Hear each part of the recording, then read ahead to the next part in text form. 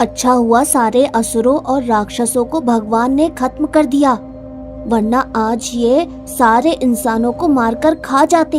तुम्हें किसने कहा कि सारे असुरों को धरती से खत्म कर दिया?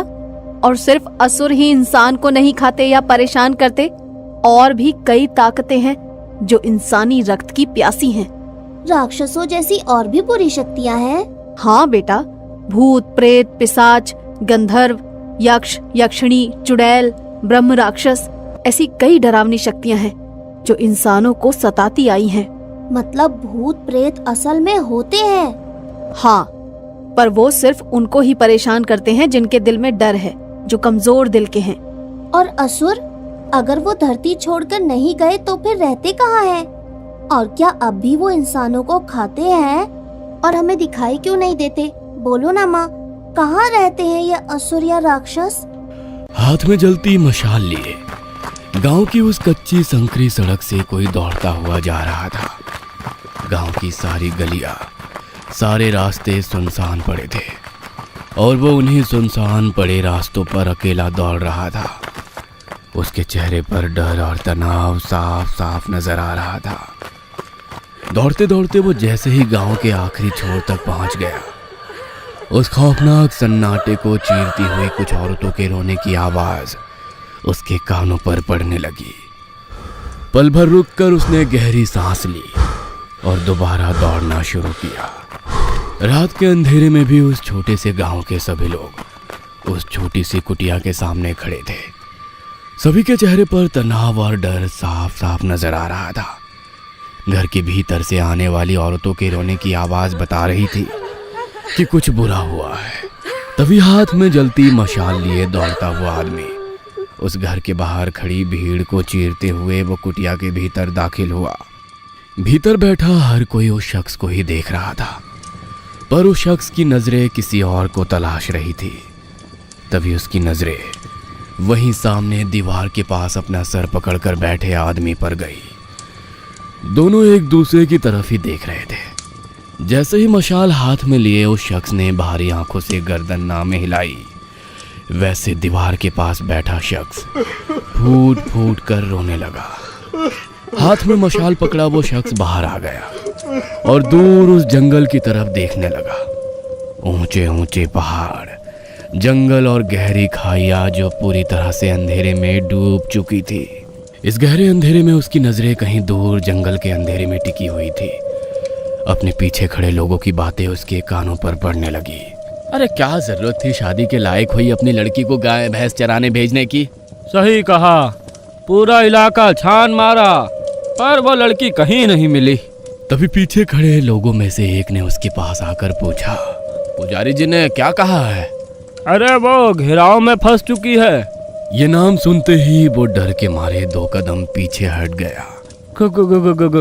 घेराव यानी मौत का शिकंजा? हाँ वही, रात खत्म होते ही वो भी खत्म हो जाएगी। डरी सहमी आवाज में उसने कहा, ये रात का अंतिम प्रहार ही चल रहा है। मतलब? कहकर सब एक दूसरे की तरफ देखने लगे। तभी दूर कहीं जंगल से एक लड़की की एक बेहद ही दर्दनाक और रूह कपा देने वाली चीख की हल्की सी आवाज सुनाई दी। उसी के साथ घर के भीतर बैठा हर कोई अपना सर जोर जोर से पीटते हुए रोने लगा। रात के अंधेरे में डूबे उस गांव के हर घर में खौफनाक मंजर था। एक कोने में जलते दिए की पिछली धुंधली रोशनी में महिलाएं अपने बच्चों को पल्लू के नीचे छुपाए भगवान की तस्वीर के सामने रखे दिए की जलती लौ की तरफ खौफ भरी निगाहों से देख रही थी। किसी की आंखों में पानी था तो किसी की आंखों में खौफ। और उस गांव में एक ऐसा घर भी था जहां 20 साल के एक लड़के के हाथ पैर बांध के मुंह में कपड़ा ठूस दिया था। उसकी माँ उसे रो रो कर समझा रही थी और वो लड़का भी जमीन पर पड़ा फूट फूट कर रोए जा रहा था।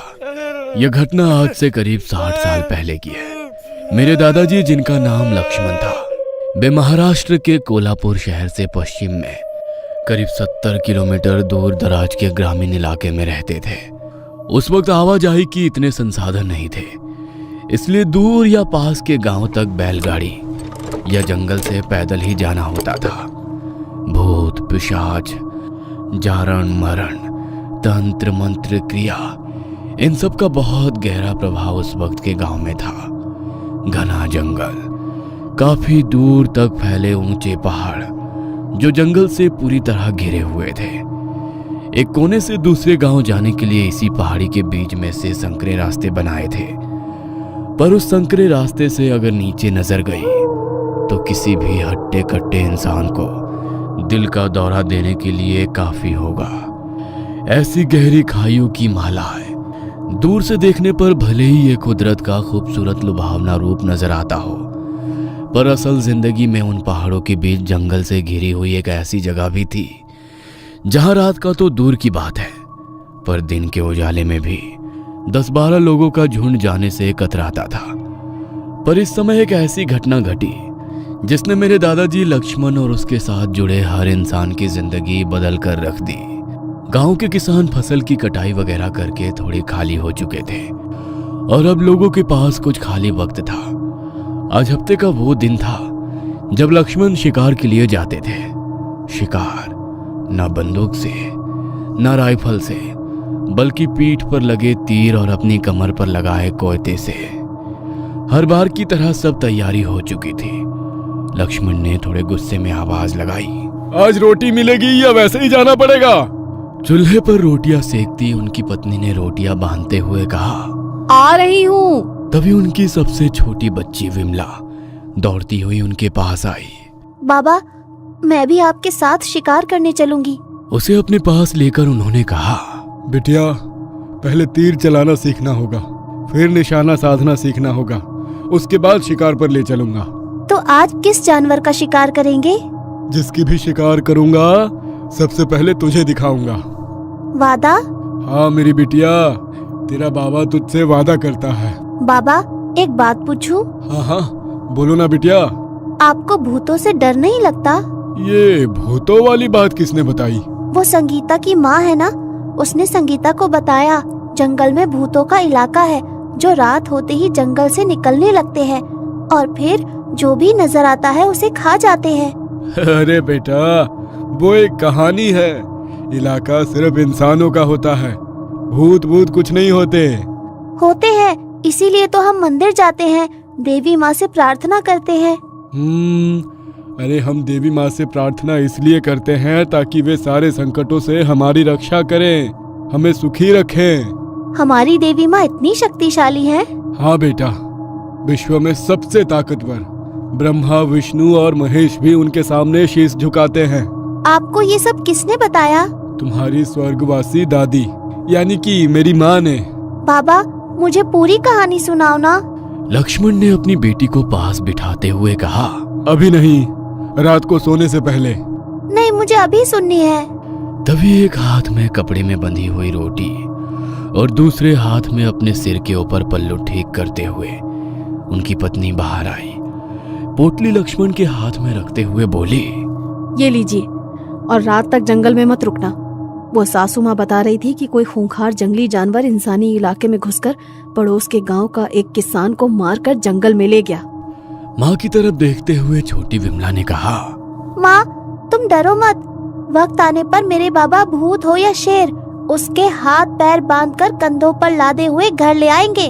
चुप कर, जा जाकर बाहर खेल। माँ की डांट सुनकर विमला दौड़कर बाहर चली गई। लक्ष्मण कोयते की धार को परखते हुए गंभीरता से बोला, सबसे खूंखार जानवर तो इंसान ही है। अगर हम उनके इलाके में जाकर उनके शिकार कर सकते हैं तो वो भी तो हमारे इलाके में आकर हम लोगों को अपना शिकार बना सकते हैं। सब अपना अपना पेट भरने की दौड़ में भाग रहे हैं। इतना कहकर लक्ष्मण पीछे मुड़कर चलने लगे और उनकी पत्नी परेशान होकर कुटिया के दरवाजे पर खड़ी उनको ही देखने लगी। लक्ष्मण धीरे धीरे जंगल के भीतर जाने लगे। जैसे जैसे वे कदम आगे बढ़ाते वैसे वैसे जंगल और ज्यादा खूंखार, खतरनाक और डरावना हो रहा था। ऊंचे घने पेड़ों की वजह से सूरज की रोशनी काफी कम जमीन तक पहुंच रही थी। अब जैसे ही जंगल घना हो गया वैसे लक्ष्मण के पैरों की रफ्तार कम हो गई। इतनी देर से उनके पैरों में पहन कोल्हापुरी चप्पल की तेज आवाज अब बिल्कुल कम हो गई थी। अपने पीठ पर लगाया तीर और कमान धीरे से निकाला और जंगल का मुआयना करते हुए आगे बढ़ने लगे। दिल थाम कर वो आने वाली हर आहट को ध्यान से सुनने की कोशिश करने लगे। तभी उन्हें सामने घनी झाड़ियों के पीछे कुछ हलचल सुनाई दी। उन्होंने तीर कमान पर लगाते हुए उसकी रस्सी पीछे खींच ली और उन झाड़ियों पर निशाना लगाया। उन्हें बिल्कुल भी अंदाजा नहीं था कि झाड़ियों के पीछे क्या है, फिर भी वो डटे रहे। उनकी सांसें बिल्कुल शांत थी। सिर से बहने वाला पसीना धीरे धीरे कान से होते हुए गले तक आ गया था। लग रहा था झाड़ियों के पीछे जो कुछ भी है वो बड़ी तेजी से लक्ष्मण की ओर झपटेगा और उसी का फायदा उठाकर लक्ष्मण इसके सीने पर तीर चलाकर उसे खत्म कर देंगे। पर तभी लक्ष्मण को अपनी दाईं तरफ की झाड़ियों में भी उसी तरह की हलचल होती नजर आई। और फिर बाईं तरफ बिना आवाज किए उन्होंने तीर की रस्सी को ढीला किया और दोबारा अपने कंधे से लगाते हुए चुपके से अपनी कमर पर लगा कोयता निकाल ही रहे थे कि तभी कोई बिजली की रफ्तार से उनके ऊपर झपटा और लक्ष्मण जमीन पर पड़े थे और उनके गले पर किसी ने वैसा ही तेज धार वाला कोयता रखा हुआ था। अब धीरे धीरे 8-10 आदिवासी लोगों का झुंड झाड़ियों से निकलकर सामने आ गया। उनके पास पुराने जमाने के हथियार थे, जैसे तीर, कोयता, कुल्हाड़ी। क्रूरता से भरे उन लोगों के चेहरे देखते हुए लक्ष्मण अपने आप को छुड़ाने के लिए छटपटाने लगे। तभी बाईं तरफ से किसी की आवाज आई। किसी ने सच ही कहा है, लातों के भूत बातों से नहीं मानते। लक्ष्मण को बुरी तरह जकड़ रखा था। जमीन पर पड़े ही उन्होंने गर्दन घुमाकर उस आवाज की तरफ देखा। एक अधनंगा इंसान जो उन आदिवासियों के झुंड का मुखिया था, वो उनकी तरफ चला आ रहा था। वह लक्ष्मण के सिर के पास आकर खड़ा हो गया और अपना पैर लक्ष्मण के गाल पर रखते हुए बोला, क्यों बे लक्ष्या, तुझे कितनी बार बोला ये जंगल हमारा इलाका है?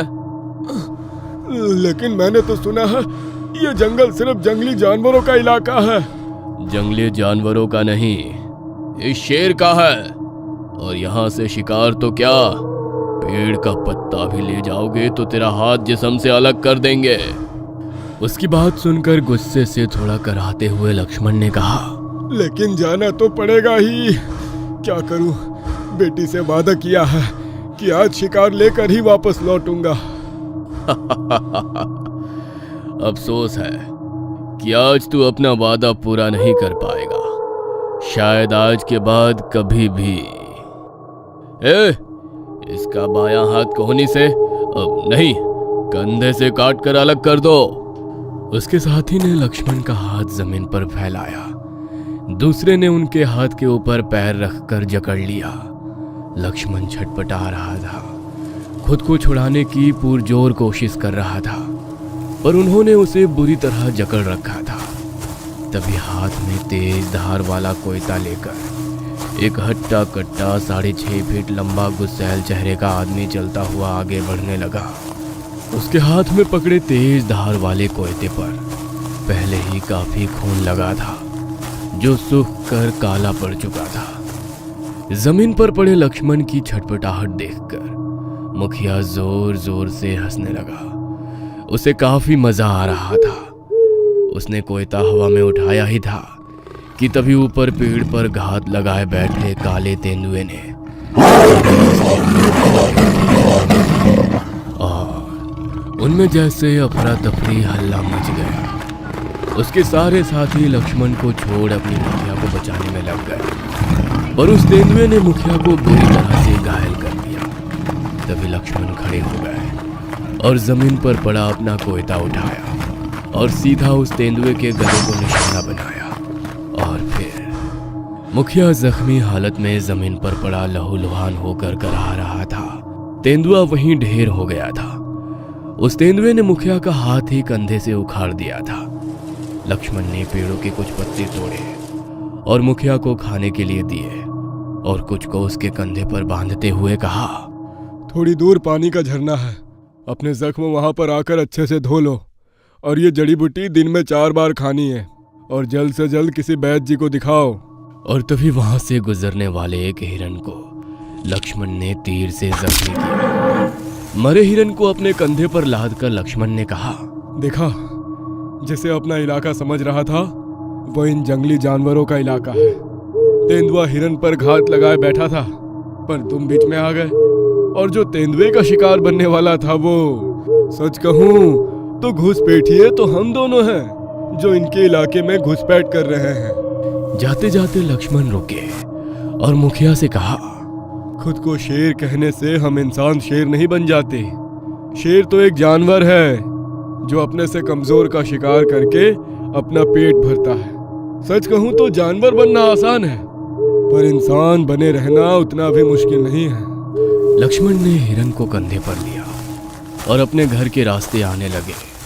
वहीं दूसरी तरफ उस दल के लोग अपने जख्मी मुखिया को उनके इलाके में ले जाने लगे। रात हो गई थी। उस छोटी सी कुटिया के एक कोने में जल रहे दिए की पीली धुंधली रोशनी पूरी कुटिया में फैली हुई थी। सफेद मिट्टी की दीवारों पर चूने से कई जगह स्वास्तिक का निशान बना था। बच्चे तो कब के सो गए थे। उसकी नजर विमला पर गई, जो आज कहानी बगैर सुने सो गई थी। उसे देख लक्ष्मण को अपना बचपन याद आ गया। नवरात्रि का त्योहार शुरू हो गया था। एक कोने में देवी माँ की प्रतिमा के सामने दीपक की जलती लौ के ऊपर नजरें गड़ाए अपनी माँ की गोद में सर रखकर जमीन पर लेटे हुए लक्ष्मण ने पूछा, माँ, राक्षस इतने खूंखार होते थे? हाँ बेटा, बहुत खूंखार, निर्दयता से भरे, क्रूर, जिन्हें बेगुनाह मासूम लोगों को बेरहमी से मारना, उनका रक्त पीने में उन्हें आनंद मिलता। मासूम लोगों को मारते वक्त उनको रोता बिलखता देखकर वे जोर जोर से हंसने लगते। अच्छा हुआ सब राक्षस धरती से चले गए। तुम्हें किसने कहा कि सारे राक्षस धरती छोड़कर चले गए? फिर कहाँ है? बोलो ना माँ। तभी पीठ पर लगे जख्म पर कपड़े में लिपटी गर्मी ईंट को रखते ही लक्ष्मण यादों से बाहर निकले। कोने में जल रहे चूल्हे की आग अभी भी धधक रही थी। लक्ष्मण की पत्नी ने चूल्हे पर गर्म की गई ईंट को एक कपड़े से लपेट लिया और लक्ष्मण के जख्म को सेकने लगी। क्या जरूरत थी उनके इलाके में जाने की? अगर आपको कुछ हो जाता तो हमारा क्या होता? लक्ष्मण के पास कोई जवाब नहीं था। बस उन्हें अपने परिवार का पेट भरना था, किसी भी कीमत पर। विमला सो गई? हाँ, आपसे कहानी सुनने के लिए बैठी थी, राह देखते देखते सो गई। तभी कुटिया का बांस की लकड़ी से बना दरवाजा खिसकने की आवाज आई। उनका सबसे छोटा भाई रंगा अंदर आया और दीवार से सटकर बैठते हुए बोला, वो दंगड़ू संदेश लेकर आया था, ताई को लड़की हुई है। यह सुनकर लक्ष्मण का चेहरा खुशी से खिल गया। अरे वाह, यह तो बड़ी खुशी की बात है। हाँ भैया, इतवार को बेटी का नाम रखने के लिए हम सबको बुलाया है। ठीक है, बच्ची के लिए कपड़े और कुछ चांदी का गहना ले आना। मैं पाटिल जी से बात करूंगा, हम उनके खेत सींचते हैं तो वे कुछ पैसे दे देंगे। पहली बेटी के लिए कुछ नहीं ले सके थे। और हाँ, इतवार को तड़के सुबह ही निकलेंगे, रात वहीं ठहर कर सुबह वापसी करेंगे। अपने बड़े भाई के जख्मों की तरफ देखकर वो बोला, भैया हम 4 भाई हैं, फिर भी आप अकेले शिकार पर जाने की जोखिम क्यों उठाते हैं? अरे ऐसी बात नहीं है। आज के बाद आप अकेले कहीं नहीं जाएंगे और ना हम आपको जाने देंगे। इतवार का दिन पूरे घर में चहल पहल थी। छोटे बच्चे नए कपड़े पहनकर तैयार हो रहे थे, तो एक तरफ घर की औरतें भी तैयारी में लगी थीं। अभी सूरज निकल ही रहा था और 12 से 15 मील का सफर उन्हें पैदल तय करना था। सब जाने के लिए निकले। 4 शादीशुदा भाई, उनकी 4 पत्नियां और बड़े भाई के 3 बच्चे, 10 साल का लड़का, उससे छोटी 8 साल की बेटी और 5 साल की एक और बेटी, दूसरे भाई के 2 छोटे लड़के। इस तरह 13 लोगों का कारवां जंगल के रास्ते अपने बहन को मिलने निकला। औरतों ने सिर पर लकड़ी की कुछ टोकरियां ली थी। गांव की हद खत्म होते ही सामने एक संकरी सड़क पर से गांव के बुजुर्ग पुजारी आते नजर आए। पुजारी जी सामने आते ही लक्ष्मण ने झुककर उनके पैर छुए और हाथ जोड़कर कहा, राम राम बाबा। राम राम। अरे लक्ष्या, इतनी सुबह कहाँ जा रहे हो? जी, छोटी बहन को बेटी हुई है, आज नाम रखने की रस्म है, आशीर्वाद दीजिए। अरे वाह, ये तो अच्छी बात है। माँ बेटी को मेरा आशीर्वाद बोलना। और एक बात, शाम होते होते अमावस शुरू होगी, कुछ अच्छे संकेत नहीं है। बस औरतों और बच्चों का ख्याल रखना, खासकर अगर कोई औरत पेट से है तो उसका ज्यादा ध्यान रखना। जी बाबा। कहकर सब सफर के लिए निकले। सबसे आगे बड़े भाई लक्ष्मण, फिर सारे बच्चे, उनके पीछे औरतें और सबसे आखिर में तीनों भाई। हर भाई की कमर को चमड़े की बेल्ट में लगा 3.5 फीट लंबा कोयता, साथ ही हाथ में एक लकड़ी का डंडा। उनके पास इस वक्त वो सारे हथियार थे जो जंगल के किसी भी खूंखार जानवर से निपटने के लिए काफी थे। जंगल काफी डरावना था। चारों तरफ घनी झाड़ियां, पेड़ों के तने में लकड़ियों के बीच बसे कीड़ों की किर किर आवाज लगातार आ रही थी। एक ऊंचे पेड़ की कोहनी के बीच बैठा उल्लू अपनी बड़ी बड़ी आंखों से नीचे से गुजरते उन मुसाफिरों को देख रहा था। जंगल का ये डरावना खौफनाक माहौल किसी भी आम शहरी इंसान के लिए काफी डरावना हो सकता था, पर वे इस जंगल में पले बढ़े लोग थे। इसी जंगल से वो एक गांव से होते हुए दूसरे गांव जाया करते थे। उनके लिए ये सब आम था। बड़ा भाई लक्ष्मण बिल्कुल शांत चल रहा था, तो उनके पीछे बच्चे खेलते कूदते आगे बढ़ रहे थे। घर की महिलाएं अपने पास रखी पोटलियां सर पर ढोए घर की बातें करते हुए जा रही थी, तो सबसे पीछे चलने वाले तीनों भाई खेती बाड़ी और फसल के बारे में बात कर रहे थे। सब कुछ सामान्य चल रहा था, पर सबसे आगे चलने वाला लक्ष्मण थोड़े बेचैन थे। उनके दिमाग में पुजारी की बात घूम रही थी। वे मन में सोचने लगे, आज शाम होते होते अमावस्या शुरू होने वाली है। अमावस शुरू होने से पहले वो किसी अनहोनी के संकेत दे देती है या अनहोनी शुरू हो जाती है। वे अपने विचारों में ही खोए थे कि तभी पीछे से उन्हें अपने भाई की आवाज सुनाई दी। भैया! अपने कमर पर लगे कोयते पर हाथ रखकर वे झट से पीछे मुड़े, तो छोटे भाई ने कहा, भैया, अब बच्चे आम खाने की जिद कर रहे हैं। अपने छोटे भाई की बात सुनकर उन्होंने आसपास खड़े ऊंचे पेड़ों पर नजर डाली। वहीं पर एक ऊंचा आम का पेड़ उन्हें नजर आया। ठीक है, पर जरा संभल कर ऊपर चढ़ना। सब वहीं पास ही दूसरे पेड़ की छांव में आसपास बैठ गए। लक्ष्मण भी एक पेड़ की छांव में बैठकर सबकी तरफ देखने लगे। महिलाओं ने भी अपने सर पर ली टोकरियां जमीन पर रख दी। बच्चे थोड़ी देर खेल कूद करने लगे, पर लक्ष्मण अभी भी चिंतित थे। लक्ष्मण धीरे धीरे अपने भाई की गर्भवती पत्नी की ओर देख रहे थे। उनकी आंखों में चिंता और बेचैनी साफ झलक रही थी। बाकी सभी महिलाएं बातें कर रही थी और बच्चे हंसी खुशी आम खा रहे थे, लेकिन लक्ष्मण का ध्यान पूरी तरह से अपनी छोटी भाभी पर टिक गया था, जो चुपचाप बैठी थी। उसकी खामोशी बाकी सबकी चहलकदमी से बिल्कुल अलग और असामान्य लग रही थी। जब किसी ने उसके सामने पके हुए आम रखे तो उसने सिर हिलाकर मना कर दिया। उसका चेहरा बेहद शांत लेकिन अस्वाभाविक था। लक्ष्मण की छठी इंद्रियों ने जैसे खतरे का संकेत दिया। वो उसकी हर हरकत को ध्यान से देख रहे थे। तभी उसने अचानक लक्ष्मण की ओर देखा। उसकी नजरें इतनी ठंडी और भेदती हुई थी कि लक्ष्मण के रोंगटे खड़े हो गए, और फिर जैसे एक पल में सब बदल गया। उसके चेहरे पर एक अजीब भयावह परिवर्तन होने लगा। उसकी त्वचा पहले पीली पड़ी और फिर गहरे काले रंग में बदल गई। बाल जो अब तक बंधे हुए थे एकदम बिखर कर उसके कंधों पर लटकने लगे। उसकी आंखें बड़ी लाल और डरावनी हो गई, जैसे उनमें आग जल रही हो। उसके होठों पर एक अजीब सी कुटिल मुस्कान आई और वो हंसने लगी, एक कर्कश भयानक हंसी जो हर किसी के दिल में डर का संचार कर दे। लक्ष्मण को लगा जैसे उनकी सांस रुक गई हो। वह डर के मारे अपनी जगह से हिल भी नहीं सके। उसने धीरे धीरे खड़े होकर लक्ष्मण की ओर देखा। उसकी चाल में एक अजीब झटकेदारपन था, जैसे उसके शरीर पर अब किसी और का कब्जा हो। और फिर बिना किसी चेतावनी के वो अचानक बिजली की तेजी से लक्ष्मण की ओर झपटी। क्या हुआ था उनके भाई की पत्नी को? किसने उस महिला को इस कदर बदल दिया? क्या लक्ष्मण अपनी जान बचा पाएगा या फिर इस रहस्यमयी शक्ति का शिकार बन जाएगा? और सबसे बड़ा सवाल, क्या बाकी परिवार भी इस भयावह खतरे से सुरक्षित है, या फिर एक एक कर हर किसी का शिकार होगा? लक्ष्मण को ऐसा लगा जैसे उनके दिल की धड़कन एकदम से रुक गया हो। डर और घबराहट की लहरें ने उन्हें अपनी गिरफ्त में ले लिया था और वो झट से अपनी जगह पर खड़े हो गए।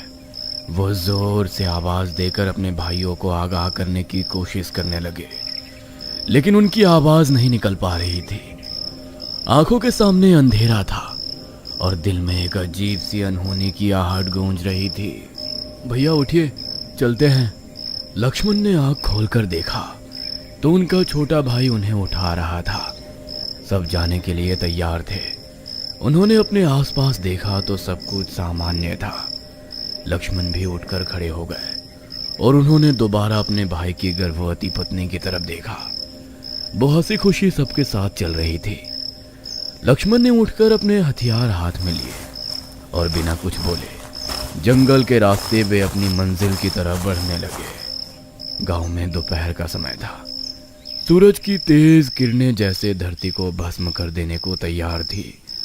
हवा में घुटन महसूस हो रही थी, पर शायद ये सब लक्ष्मण को ही लग रहा था, क्योंकि बाकी सब लोग आपस में हंसी मजाक कर रहे थे।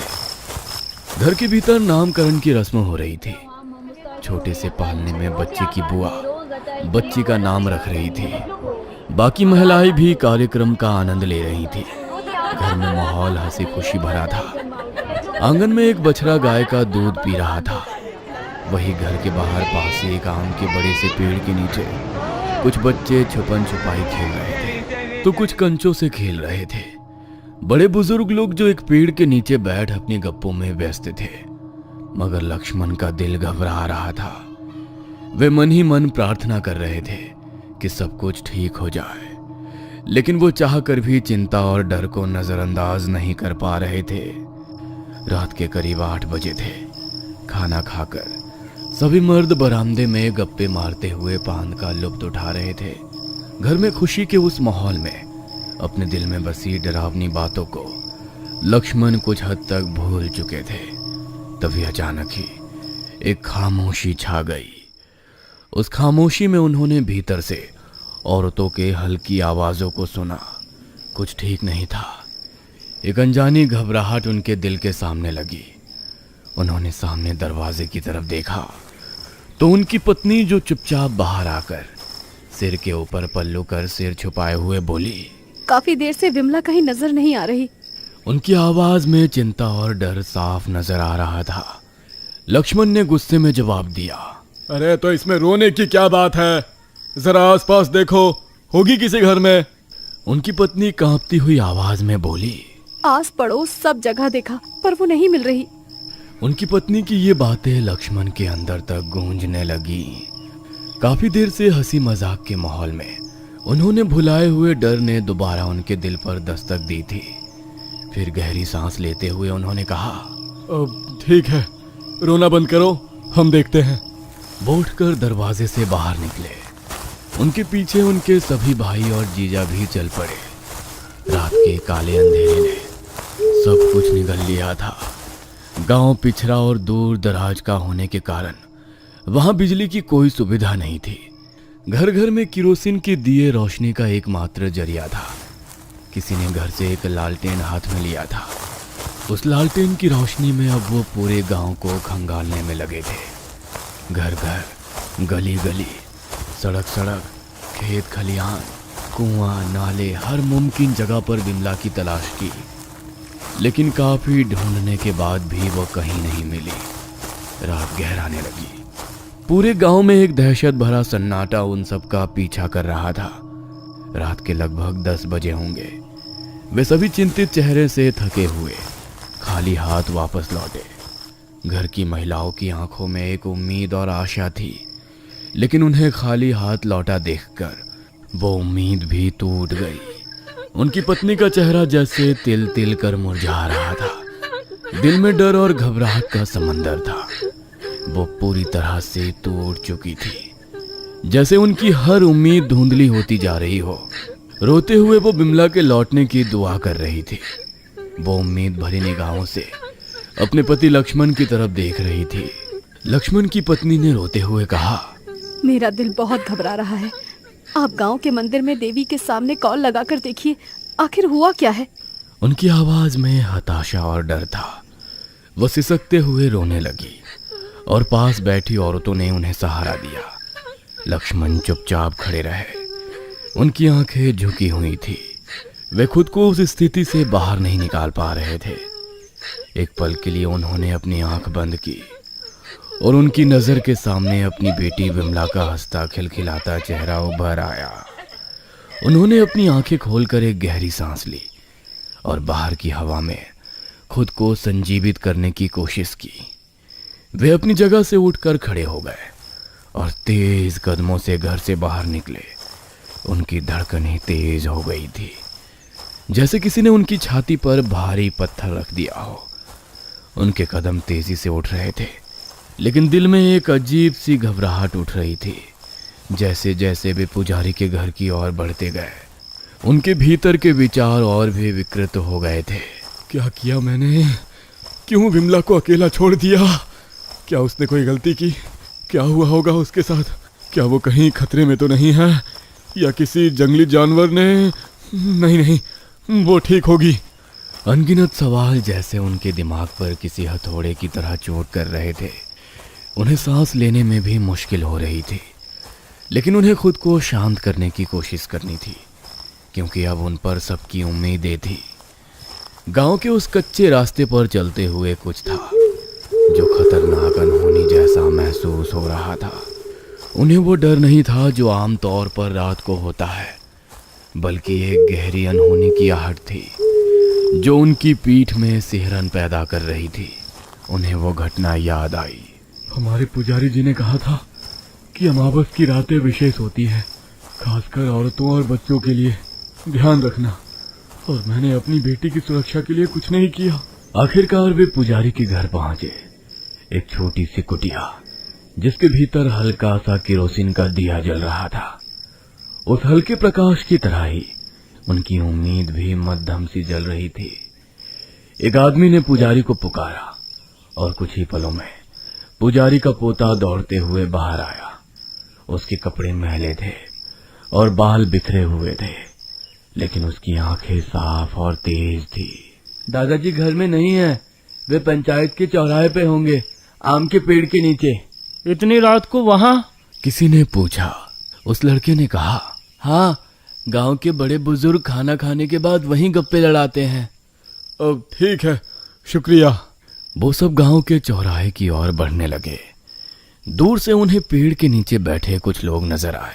पास जाकर लक्ष्मण ने कहा, हमें पुजारी जी से मिलना है। तभी 60-65 साल के एक बुजुर्ग व्यक्ति ने उठकर उनसे पूछा, जी कहिए, क्या काम है? और वैसे भी मैंने आपको पहचाना नहीं। लक्ष्मण की जीजा श्रीपति ने आगे बढ़ते हुए कहा, पुजारी जी, ये लक्ष्मण है, मेरे साले। अरे बेटा, तुम इतनी रात को कैसे आना हुआ? थोड़ी समस्या आ गई थी, श्रीपति ने गंभीरता से कहा। अगर कोई परेशानी है तो खुलकर कहो।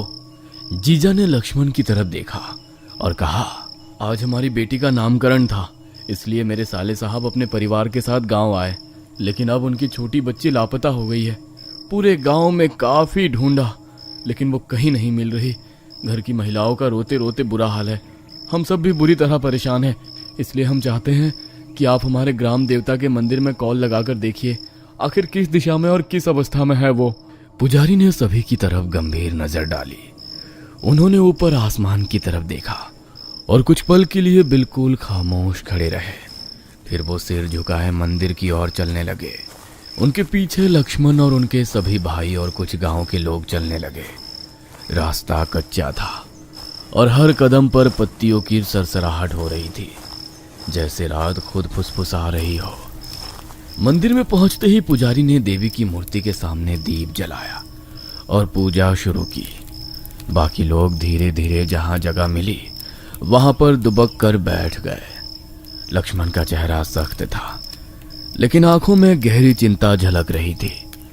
उनके दिल में लगातार उधेड़ बुन चल रही थी। वो सोच रहे थे कि देवी के दरबार में सब कुछ सही हो जाएगा, लेकिन एक अजीब से डर ने उनके दिल को घेर लिया था। मंदिर में जलते दीपक की लौ तेज हवा में हिलने लगती है। दीपक की उस लौ को देखते हुए लक्ष्मण को बचपन की बात याद आ गई। वे अपनी माँ के पास बैठे दीपक की चमक और माँ के चेहरे पर झलकते रहस्यमयी भावों को देख रहा था। कहाँ गए सारे राक्षस? और किसी राक्षस की कहानी सुनाओ ना। राक्षस तो सुनो। 2 महाशक्तिशाली राक्षस जिनका नाम शुंभ निशुंभ था, असीमित शक्तियों के मालिक, धन दौलत ताकत, जिससे उन्होंने तीनों लोकों में आतंक मचा दिया था। इंद्र भगवान को हराकर स्वर्ग अपने कब्जे में कर लिया। इंद्र को अपना स्वर्ग लोक छोड़कर भागना पड़ा। हर तरफ हाहाकार मचा था। वे राक्षस इंद्र से भी बलवान थे? हाँ बेटा, बहुत बलवान थे। सारे देवी देवता बेबस हो गए थे। तीनों लोकों पर उन असुरों ने अपना अधिराज्य स्थापित किया। मासूम लोगों की बलि दी जाने लगी। सब हाथ जोड़कर भगवान शिव और विष्णु को इन राक्षसों से छुटकारा पाने के लिए याचना करने लगे। और भगवान विष्णु ने अपने सुदर्शन चक्र से उनको मौत के घाट उतारकर सबको उनके आतंक से मुक्ति दी होगी ना? नहीं बेटा।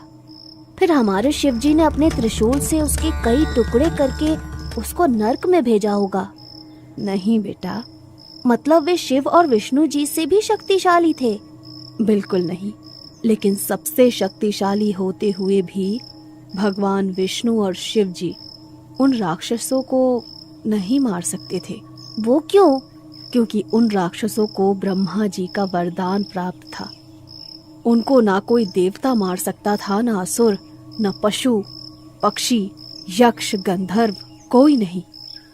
शुंभ निशुंभ की सेना में एक से एक खूंखार निर्दयी दानव थे। उन्हीं में से एक था रक्तबीज।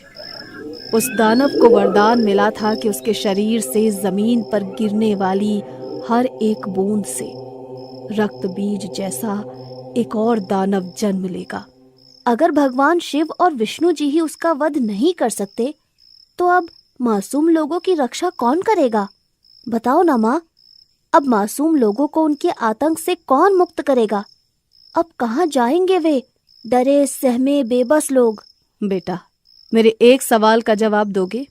हाँ माँ, बोलो ना। जब तुम्हें किसी से सबसे ज्यादा डर लगता है, तुम घबरा जाते हो, तो तुम्हें सबसे सुरक्षित कहाँ महसूस होता है? तुम्हारी गोद में। बस यही तुम्हारे प्रश्न का उत्तर है। मतलब? तभी पुजारी जी की आवाज लक्ष्मण के कानों पर पड़ी। आंखें बंद करके देवी के सामने कुछ मंत्र बोलने लगे। हर एक इंसान के चेहरे पर तनाव था। पता नहीं पुजारी जी के मुंह से क्या निकलेगा। पुजारी जी एकदम से चुप हो गए। उन्होंने मूर्ति की तरफ देखकर हाथ जोड़े और पीछे बैठे लक्ष्मण की तरफ देखा। पुजारी जी के गंभीर चेहरे को देखकर लक्ष्मण समझ गए कि कुछ हुआ है, कुछ बहुत बुरा। पुजारी जी ने लक्ष्मण की तरफ देखकर कहा, बेटा, तुम्हें थोड़ा धैर्य से काम लेना होगा। पुजारी जी की बात सुनकर लक्ष्मण का दिल भर आया। क्या बात है? वो जिंदा तो है ना? बेटा, अब तक तो जिंदा है, पर क्या? ज्यादा देर तक जिंदा नहीं रहेगी। क्या किसी जंगली जानवर ने? नहीं, ये काम किसी जंगली जानवर का नहीं। तो फिर? बेटा, अब मैं जो कुछ भी बताने वाला हूं उसे अपने कलेजे पर पत्थर रखकर सुनना। तुम्हारी बच्ची को ना कोई जानवर ले गया है और ना कोई इंसान।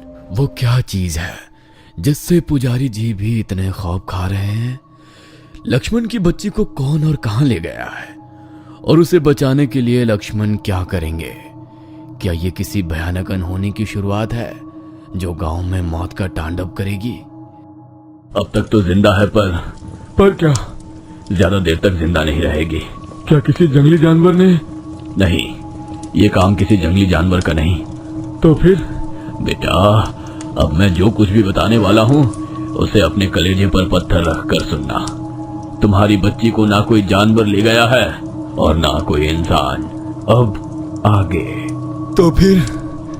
जंगल में रहने वाला एक शैतान या कहो राक्षस उसे अपने साथ ले गया है। तुम्हारी बेटी अभी भी जिंदा है, पर वो उसे ज्यादा देर तक जिंदा नहीं रखेगा। उसका वक्त आने पर वो उसे अपना निवाला बनाकर खत्म करेगा। वो मेरी बेटी को कहाँ ले गया है? यहाँ से 7 से 8 कोस दूर घने जंगल में एक जगह है जिसे यहाँ के गांव वाले भूतों की जाली या घेराव कहकर पुकारते हैं।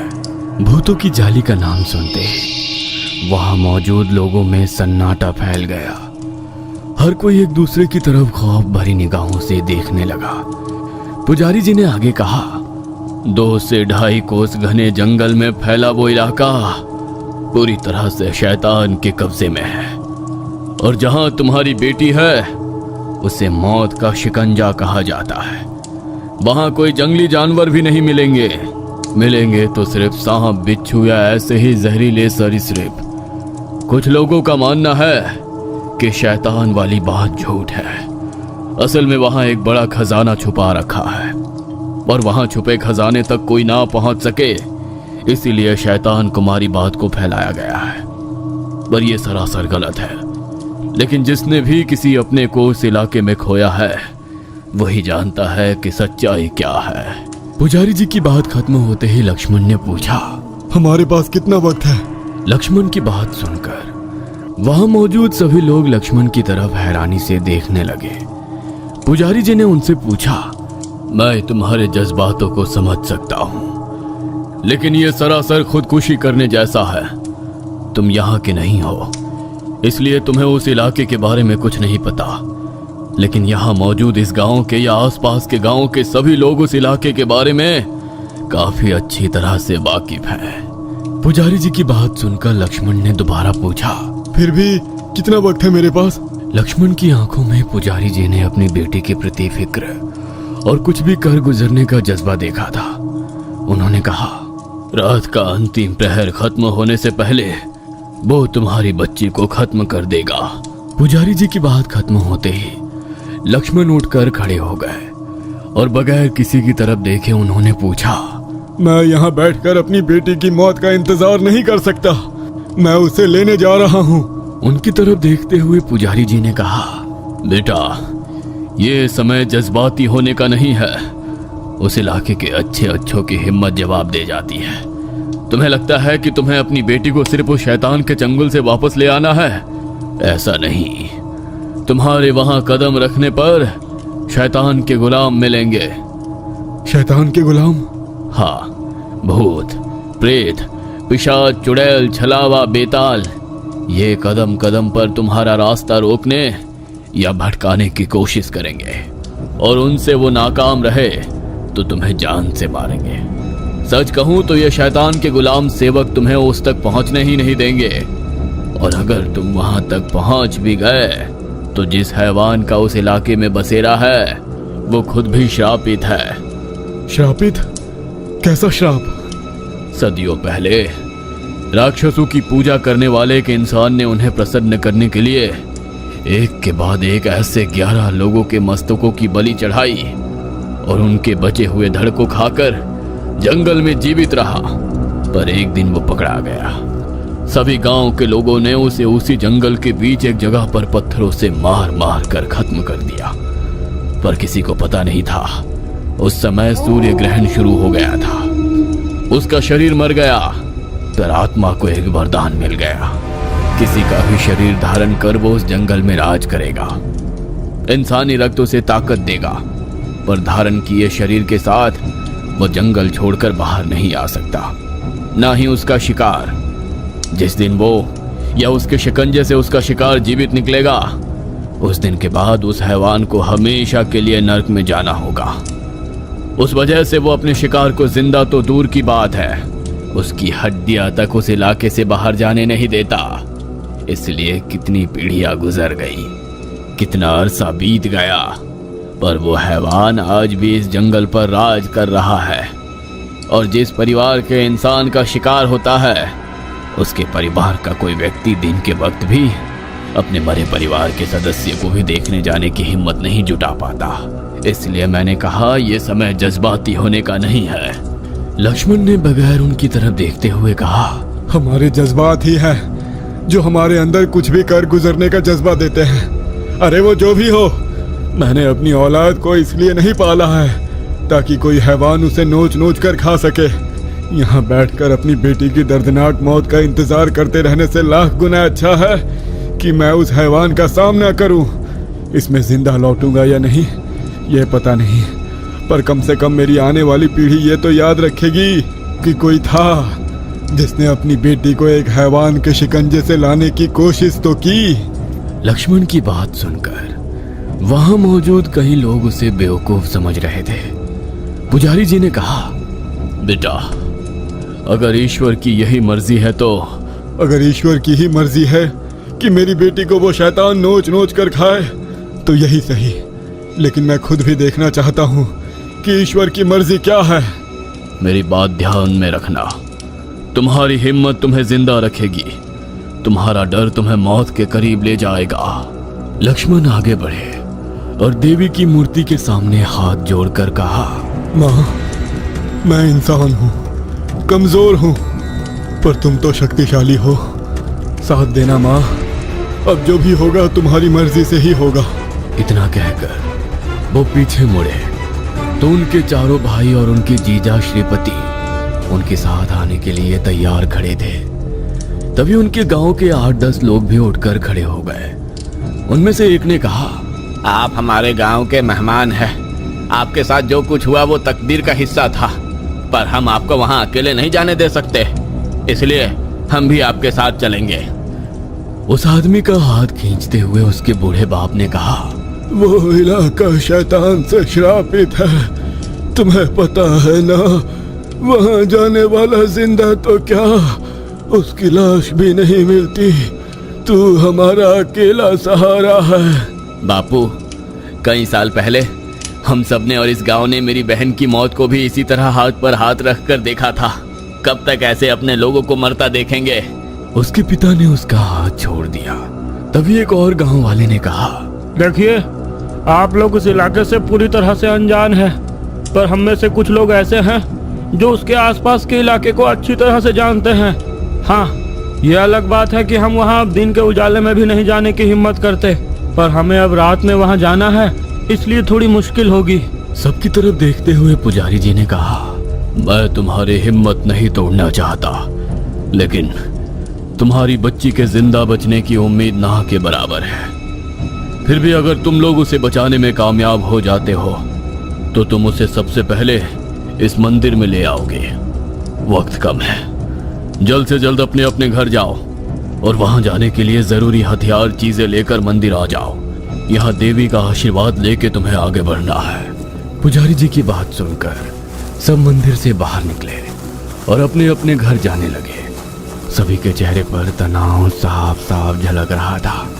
लक्ष्मण भी बड़ी तेजी से घर चलने लगे।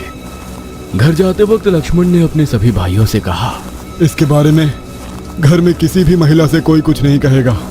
कुछ ही देर में सब घर के भीतर पहुंच गए। लक्ष्मण को खाली हाथ आया देखकर उनकी पत्नी दोबारा फूट फूट के रोने लगी। बताइए, कहाँ है मेरी बेटी? क्या हुआ है उसके साथ? कोई कुछ तो बोलो। पर घर के सभी मर्द तैयारी में जुटे थे।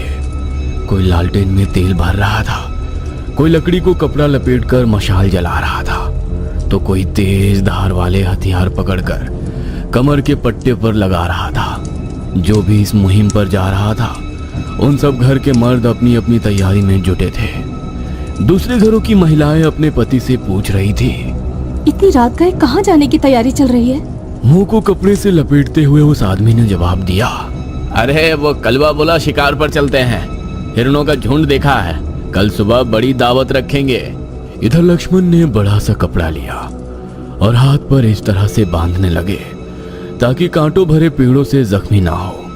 पैरों में कोल्हापुरी चप्पल, धोती जो कस के बंधी थी, पर ऊपर कुछ नहीं था। किसी ने चमड़े का पट्टा कमर पर बांधा था, तो किसी ने कपड़ा सिर पर इस तरह लपेटा जिससे पूरे सिर के साथ चेहरा भी ढक जाए। खुली थी तो सिर्फ दोनों आंखें। लक्ष्मण ने एक बार अपनी पत्नी की तरफ देखा, जो अभी भी अनगिनत सवाल पूछ रही थी। क्या हुआ है? आप सब कहाँ जाने की तैयारी कर रहे हो? वो कहाँ है? कोई कुछ तो बोलो। वो रोते हुए कभी लक्ष्मण के सामने तो कभी उनके भाइयों के सामने हाथ जोड़कर पूछ रही थी। इस पर लक्ष्मण के सबसे छोटे भाई रंगा ने कहा, भाभी माँ आप घबराइए मत, विमला को कुछ नहीं होगा। मगर लक्ष्मण बगैर कुछ बोले पीछे मुड़े और दरवाजे के पीछे रखी लंबी लाठी हाथ में उठाकर घर से बाहर निकले। उनके पीछे तीनों भाई भी चलने लगे। उनमें से एक के हाथ में जलती मशाल थी तो एक के हाथ में लालटेन थी। गांव की उस संकरी सड़क से वो उस मंदिर की ओर चलने लगे। जाते वक्त बाकी साथी भी उनके साथ जुड़ने लगे। एक एक करते हुए 15 से 16 लोगों का कारवां बन गया जो मंदिर के बाहर आकर रुका। गांव के बच्चे, बूढ़े, बुजुर्ग, महिलाएं मंदिर के बाहर खड़े उन सभी की तरफ उम्मीद भरी निगाहों से देख रहे थे।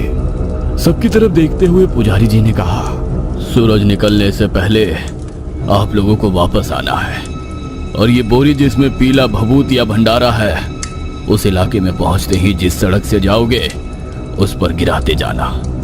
इससे वो शक्ति तुम्हारा रास्ता नहीं भटका सकेगी और अगर कोई जख्मी हुआ तो भी इसे घाव के ऊपर लगा देना। तुम लोगों के वापस लौटने तक मैं देवी के सामने आप लोगों की हिफाजत के लिए प्रार्थना करता रहूंगा। आज गांव का कोई आदमी नहीं सोएगा। वो बोरी दल के एक आदमी ने अपने हाथ में ली। तभी पुजारी जी ने कहा, जब तुम वापस आने के लिए निकलोगे तुम्हें किसी भी हालत में पीछे मुड़कर नहीं देखना है, चाहे कुछ भी हो जाए। और एक आखिरी बात, सब पुजारी की तरफ गंभीरता से देखने लगे। अगर तुम इस काम में नाकाम रहते हो तो हम समझ जाएंगे कि तुम जिंदा नहीं हो। तुम में से किसी को भी ढूंढने के लिए कोई भी उस इलाके में नहीं जाएगा। जो बचेगा उसे खुद बाहर आना होगा। लक्ष्मण और उनका दल भूतों की जाली के इलाके में पहुंचने पर किन खतरों का सामना करेगा? क्या पुजारी का दिया भंडारा सचमुच शैतान और उसके गुलामों के प्रभाव को रोक पाएगा? लक्ष्मण अपनी बेटी को जिंदा वापस ला पाएगा या ये यात्रा दल के लिए विनाशकारी साबित होगी? क्या दल के सभी सदस्य वफादारी और साहस बनाए रखेंगे या उनमें से कोई डर या लालच में आकर पूरे मिशन को खतरे में डालेगा? देखेंगे अगले भाग में।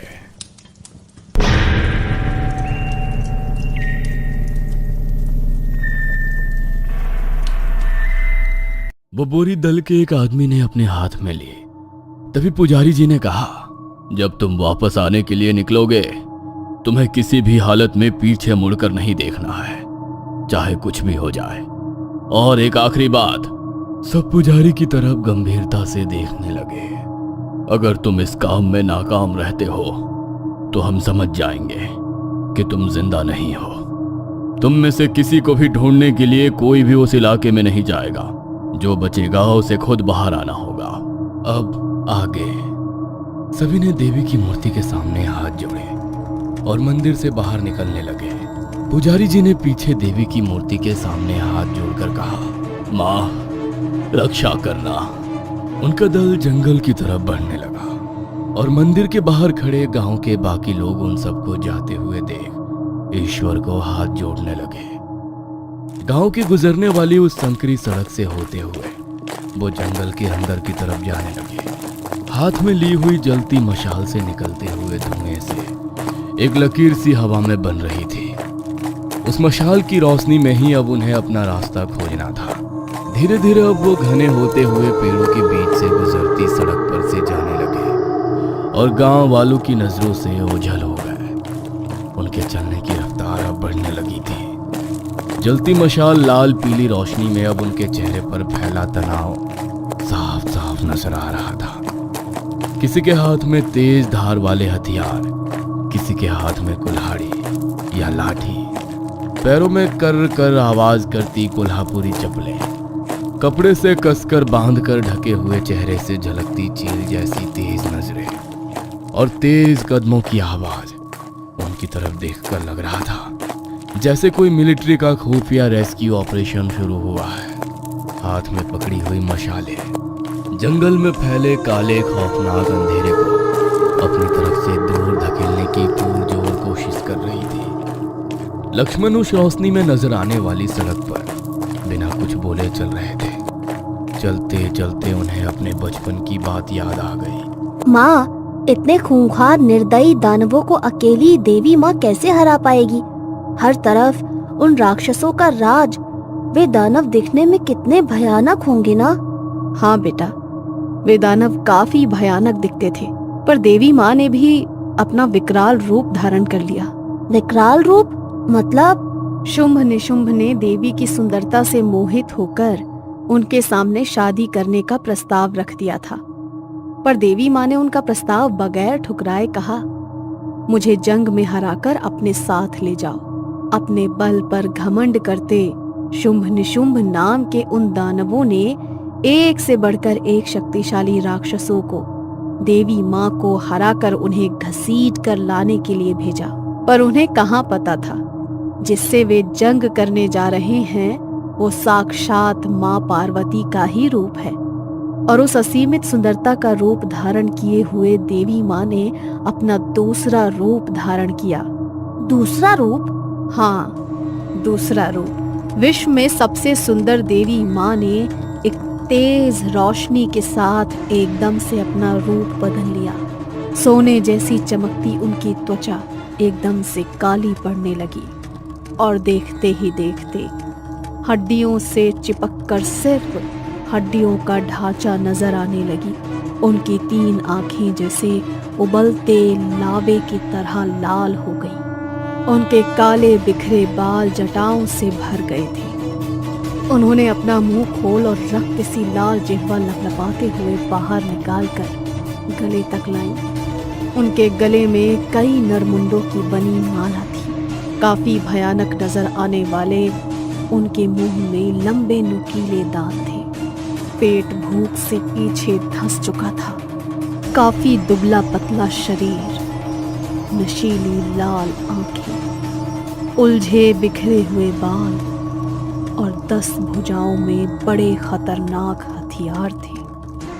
सिर पर उलझे हुए बालों का बहुत बड़ा जटा मुकुट जो खोपड़ी के जैसे अलंकारों से सजा हुआ लग रहा था। शंख से बने कुंडल पहने हुए थे। देवी माँ का ये रूप देखकर रणभूमि में असुरों का दिल कांप उठा। पर चंड और मुंड का आदेश था, इसीलिए राक्षसों की सेना देवी माँ पर अपने हथियार लेकर टूट पड़ी और एक घनघोर जंग की शुरुआत हो गई। लक्ष्मण और साथी तेज कदमों से चल रहे थे। कोई भी एक दूसरे से बात नहीं कर रहा था। आधी रात हो गई। आसमान पूरी तरह से साफ था। अमावस्या की रात होने के कारण आसमान में सितारे कुछ ज्यादा ही चमक रहे थे। उस संकरी सड़क पर पेड़ों के सूखे पत्तों के साथ छोटी छोटी लकड़ियां जो पैरों के नीचे आते ही चटकाने की आवाज इस गहरे सन्नाटे में गूंज रही थी। कदम बढ़ाते हुए वे एक टीले पर पहुंच गए। एक जगह रुककर सबने पीछे मुड़कर देखा तो गांव काफी दूर छूट गया था। लक्ष्मण ने अपने सामने दूर दूर तक फैले काले अंधेरे में डूब चुके घने जंगल पर नजर डालते हुए कहा, इस इलाके से सबसे ज्यादा और अच्छी तरह से कौन वाकिफ है? जलती मशाल हाथ में पकड़े हुए एक 28 साल का लड़का आगे आया। वो काफी तगड़ा किसी पहलवान की तरह नजर आ रहा था। जी मैं इस इलाके को अच्छी तरह से जानता हूँ। आपका नाम? जी सत्येंद्र, पर आप मुझे सत्तू कह सकते हैं। ठीक है। इतना कहकर लक्ष्मण ने सबकी तरफ देखते हुए कहा, हम सब साथ मिलकर उस इलाके में प्रवेश करेंगे। सबसे आगे मैं और सत्तू जी होंगे। सिर्फ 3 लोगों के पास जलती मशालें होंगी। आगे सत्तू जी के पास, बीच में रंगा के पास और सबसे आखिर में एक साथी के पास। बाकी लोग अपनी मशालें बुझा दें। भीतर हमें ज्यादा रोशनी की जरूरत पड़ेगी। बाकी लोग अपने अपने हथियार, कुल्हाड़ी, कोयता या जो भी हो वे हाथ में रखेंगे। जितना ध्यान आसपास के इलाके पर होगा उतना ही जमीन पर रखें। हम सब अब एक दूसरे पर निर्भर हैं। कोई भी खतरा होने पर एक दूसरे को आवाज देनी है। आगे चलने वाले पीछे चल रहे लोगों पर ध्यान देंगे। पता नहीं हमारे जंगल में कदम रखने के बाद कौन कौन सी ताकतें जाग गई हैं और हम पर नजर रख रही हैं। इतना कहकर उन्होंने सत्तू जी की तरफ देखा। सत्तू जी, आप आगे मेरे साथ रहेंगे। सत्तू जी ने हाँ में गर्दन हिलाई और आगे चलने लगे। सब तेज कदमों से चलने लगे। लक्ष्मण बीच बीच में पीछे मुड़कर देख लेते और फिर चलना शुरू करते। चलते चलते लक्ष्मण ने सत्तू जी से पूछा, वो इलाका यहाँ से कितनी दूर होगा? सत्तू जी ने हाथ की मशाल को आगे करते हुए कहा, नदी पार करने के बाद जो सामने पहाड़ी दिख रही है, उस पहाड़ी से उतरते ही वो इलाका शुरू हो जाएगा। नीचे उतरते वक्त दूर से गुजरने वाली नदी नजर आने लगी। पहाड़ी अब काफी दूर थी। नदी पर बने लकड़ी के पुल से होते हुए वो सब लोग गुजरने लगे और पहाड़ी चढ़ना शुरू किया। लक्ष्मण बीच बीच में पीछे मुड़कर अपने सभी साथियों पर नजर डालते। चलते चलते एकदम से उन्होंने हाथ उठाकर सभी से रोकने का इशारा किया। सब अपनी अपनी जगह पर रुक गए और चौंक कर उनकी तरफ देखने लगे। हाथ में पकड़ी लाठी सत्तू के हाथ में देते हुए लक्ष्मण ने कमर पर लगा कोयता धीरे धीरे हाथ में लेकर सामने करते हुए जैसे हमले के लिए तैयार हो गए। किसी को भी ये पता नहीं था कि क्या चल रहा है और लक्ष्मण किससे लड़ रहे हैं, पर सभी को इतना पता था कि यहाँ कुछ तो ऐसा है जो उनके लिए खतरा साबित होने वाला है। लक्ष्मण के माथे पर पसीना जम गया था। उनकी नजर में एक चमक थी। लक्ष्मण की नजर सामने झाड़ियों के बीच थी जहां किसी की लाल आंखें चमक रही थी। धीरे धीरे झाड़ियों के बीच कुछ हलचल होती सभी ने देखी, पर कोई कुछ समझ पाता। इससे पहले झाड़ियों से एक जंगली ब्लैक पंथर ने सत्तू जी के ऊपर छलांग लगाई। सभी के चेहरे पीले पड़ गए। ब्लैक पंथर हवा में सत्तू जी से कुछ ही फीट दूरी पर था कि तभी लक्ष्मण ने हाथ में लिए कोयते के वार से ब्लैक पैंथर का सिर धड़ से अलग कर दिया। पलक झपकते ही ब्लैक पैंथर का धड़ जमीन पर पड़ा छटपटा रहा था तो गर्दन दल के एक आदमी के पैरों के पास लड़खड़ाते हुए गया। उसका शरीर जमीन पर पड़ा छटपटाता देख लक्ष्मण ने अपने कोयते पर लगे खून को उसकी उंगली से पोंछते हुए कहा, सब लोग चौकन्ना रहिए, पता नहीं मौत हम पर कब, कहां और कैसे वार करेगी। सबकी नजरें जमीन पर मरे पड़े उस ब्लैक पैंथर और उसके बहते लाल गाढ़े खून पर टिकी थी, जो मशाल की रोशनी में काफी भयानक लग रहा था। उसकी तरफ देखते हुए दोबारा सब लोग अपनी मंजिल या अंजाम कहो उसकी तरफ चलने लगे। चलते हुए सबकी नजरें अपने आसपास के इलाके को अच्छे से देख रही थी। कुछ की आंखों में तो अभी से डर नजर आ रहा था। किसी पेड़ के पीछे अगर हल्की सी भी फुसफुसाहट होती तो दिल एकदम से धड़क उठता। हर कोई खौफ के साए में चल रहा था, पर असली डर का सामना तो अभी बाकी था। चलते चलते उनका तांता जी एक जगह पर रुक गए। अपनी मशाल आगे करते हुए सत्तू ने कहा, वो इलाका सामने वाले उस बरगद के पेड़ के आगे से शुरू होता है और सामने घाटी के बीचों बीच वो मौत का शिकंजा है जहां पर तुम्हारी बच्ची होगी।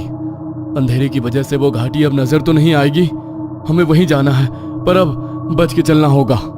पुजारी जी ने दी बोरी के भीतर रखा पीला भंडारा हाथ में लेकर सत्तू ने संकरे रास्ते पर गिरा दिया और कहा, कुछ कदमों के फासले पर इसे गिराते चलो।